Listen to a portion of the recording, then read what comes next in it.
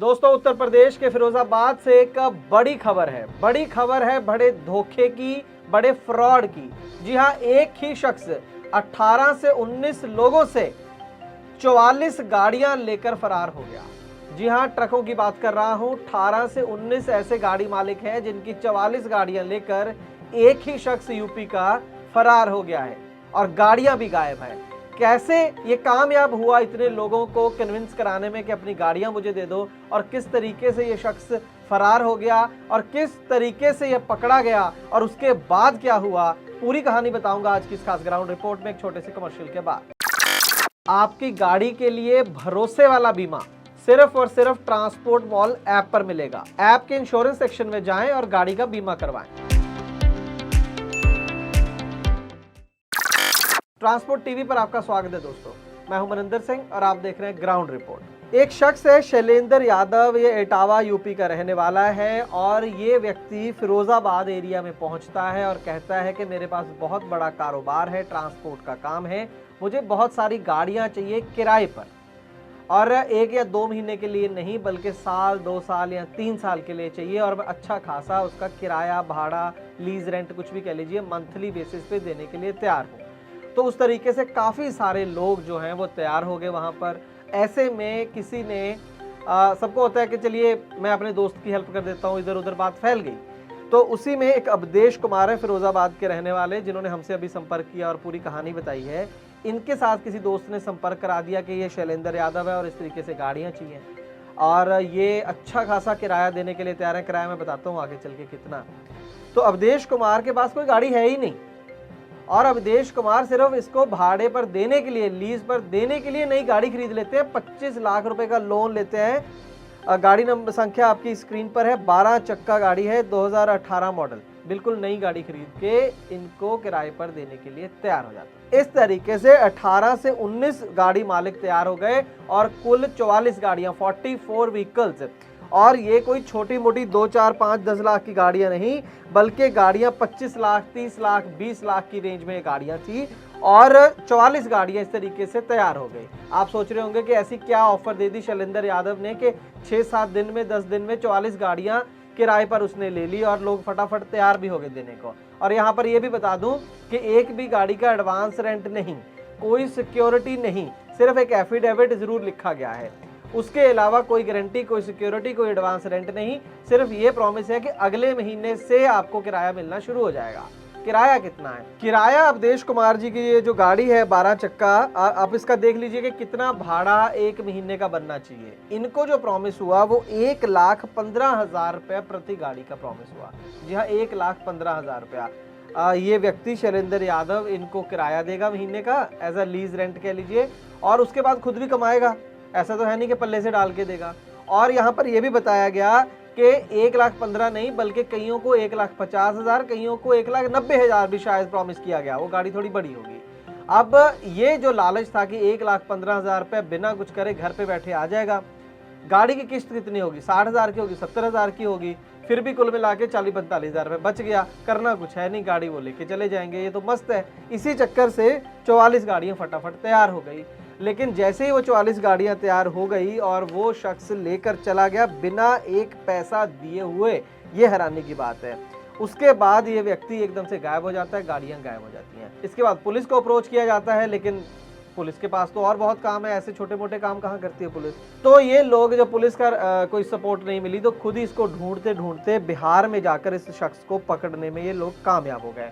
वहां पर जब इसको पकड़ा तो उसने एक फटाफट बहाना बना दिया कि मेरा कोई पार्टनर है, इस हिस्सेदार है अमर ज्योति के नाम से, वो पेमेंट नहीं कर रहा लेकिन वो कर देगा, मैं जल्दी ही आपको दे दूंगा। लेकिन इन्होंने इस व्यक्ति को पकड़ लिया और सुबह उसको पुलिस थाने में पेश करना था, लेकिन रात को ही ये शख्स वहां से भाग खड़ा हुआ।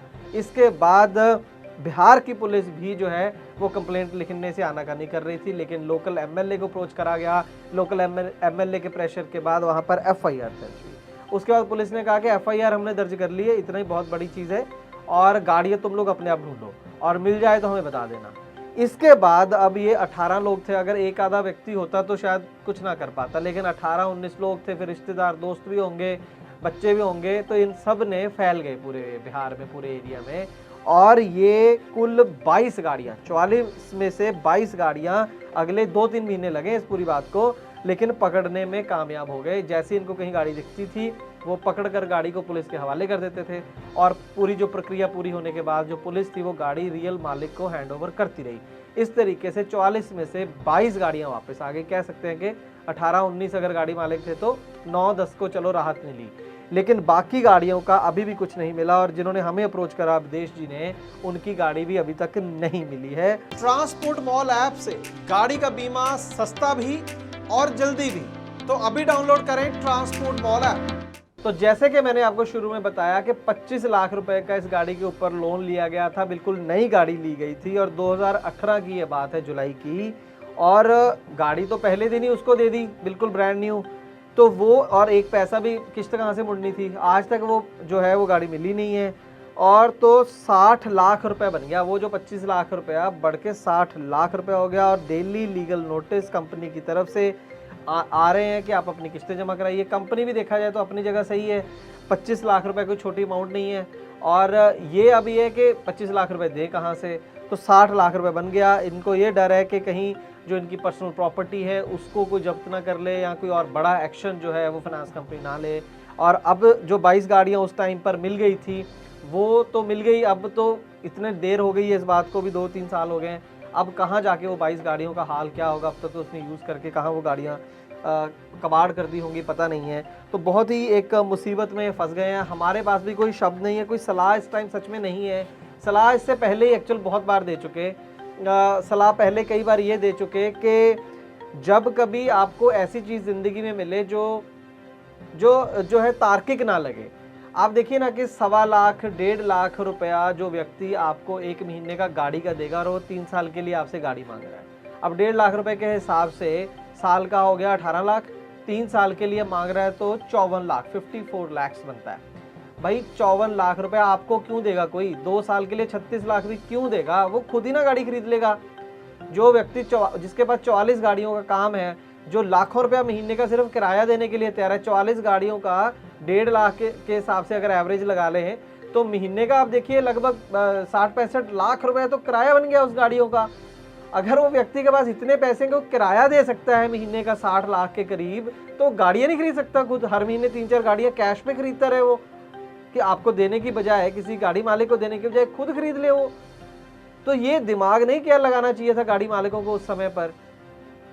तो ये बहुत बड़ी, ये ठीक है कि जब आप एक स्ट्रेस में होते हैं कि पैसे चाहिए और ऐसी कोई ऑफर आ जाए, फ़ोन आते रहते हैं आपकी लॉटरी लगी है जी, कौन बनेगा करोड़पति पे, लोग झांसे में आ जाते हैं बड़ी आसानी से हमारे देश में, और इतने बार फ्रॉड होने के बाद भी झांसे में आ जाते हैं। और यहाँ तो बिल्कुल नई गाड़ी, यहाँ तो कोई ऐसा नहीं था कि पहले प्रेशर है, आपने स्पेशल गाड़ी खरीद के दे दी। उस समय सोचना चाहिए कि किस तरीके से ये बंदा जो है वो पैसे कैसे वापस करेगा।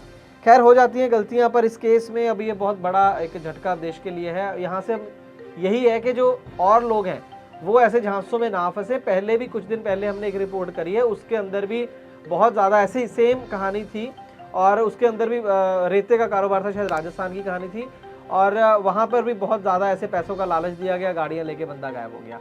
तो आप प्लीज़ बचें ऐसी स्टोरी से, आप खुद ही हिसाब लगाएं कि भाई ये चीज़ नहीं हो सकती। और बहुत ज़्यादा कोई जान पहचान हो, कागजात हो, सिक्योरिटी हो, उसी में आपकी गाड़ी देनी चाहिए, और वो भी महीना 2 महीने के लिए कोई ले जाए ठीक है, लेकिन इस तरीके से ये बिल्कुल समझ से परे है। उम्मीद करेंगे कि और गाड़ी मालिक दोस्त जो हैं, ड्राइवर भाई हैं, ऐसे झांसों में नहीं आएंगे। ध्यान से आप देखा कीजिए। ट्रांसपोर्ट टीवी का फ़ायदा ये है कि अगर आप दूसरों के तजर्बे से सीख सकें और खुद गलतियां ना करें, अदरवाइज कोई फ़ायदा नहीं है। नहीं तो फिर एंटरटेनमेंट है, खबर देखी हमने, उससे सीखा कुछ नहीं, तो फिर फ़ायदा कुछ नहीं। अगर आपको हमारी बात अच्छी लगती है, काम अच्छा लगता है, तो वीडियोस को ज़्यादा से ज़्यादा शेयर करें और वीडियोस को ट्रांसपोर्ट मॉल ऐप में देखना शुरू करें। और ट्रांसपोर्ट टीवी देखने के लिए बहुत बहुत शुक्रिया। ओ गड्डी जांदी है छलांगा मार दी। ओ बंटी, ये डीजल, ये इंजन ऑयल कहाँ से आए? भाई ट्रांसपोर्ट टीवी देखने से। पर मैं तो हर रोज 2 घंटे ट्रांसपोर्ट टीवी देखता हूँ, मुझे तो कोई गिफ्ट नहीं मिला। भाई मैं समझ गया, तू ट्रांसपोर्ट टीवी देखता है यूट्यूब से या फेसबुक पर। मैं ट्रांसपोर्ट टीवी देखता हूँ ट्रांसपोर्ट मॉल ऐप पर, जहाँ पर ट्रांसपोर्ट टीवी देखने से मिलता है फ्री डीजल और मिलता है इंजन ऑयल। अरे वाह, मैं भी डाउनलोड करता हूँ ट्रांसपोर्ट मॉल ऐप और इसी में देखूंगा ट्रांसपोर्ट टीवी, यानी खबरें भी और इनाम भी। हाँ, ट्रांसपोर्ट टीवी देखना मतलब जानकारी भी लाभकारी भी।